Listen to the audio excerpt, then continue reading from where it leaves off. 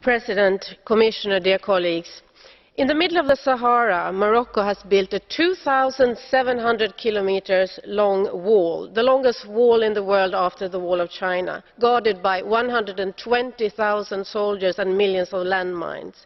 They've also built the world's longest conveyor belt, transporting phosphate resources out of the territory. Morocco took the country of Western Sahara in 1975 using napalm and phosphor bombs. It was an attack on a people abandoned by the Spanish colonizers. It was a crime against international law.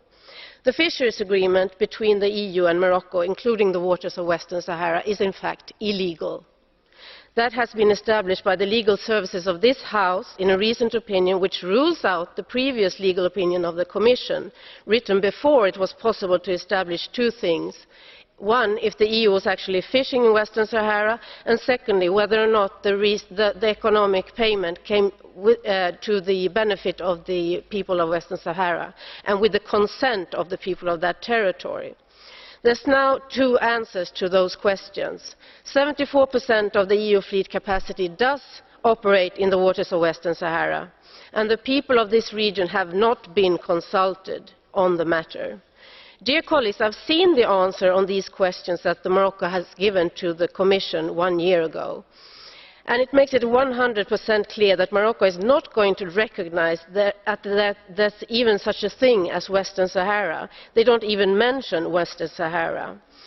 And it makes one other thing very clear, that Morocco doesn't need this agreement. Morocco has a domestic fleet that is bigger than that of Spain.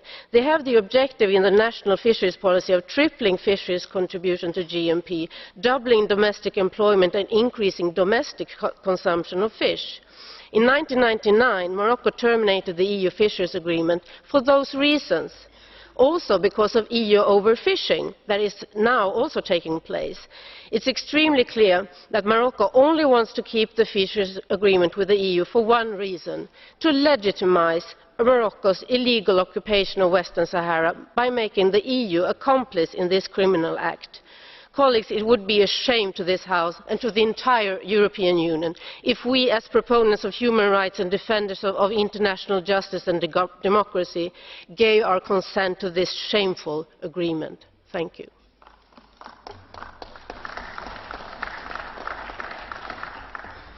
Vielen Dank, Frau Kollegin Lövin. Es folgt Herr Kollege Alfonsi für den Haushaltsausschuss. Für 1,5 Minuten. Oui, Monsieur le Président, merci.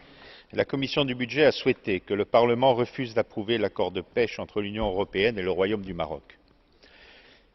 Je tiens à préciser que ce refus serait en réalité sans incidence pratique, car cet accord est intervenu en février 2011 et donc il expire dans un mois. De la sorte, la Commission du budget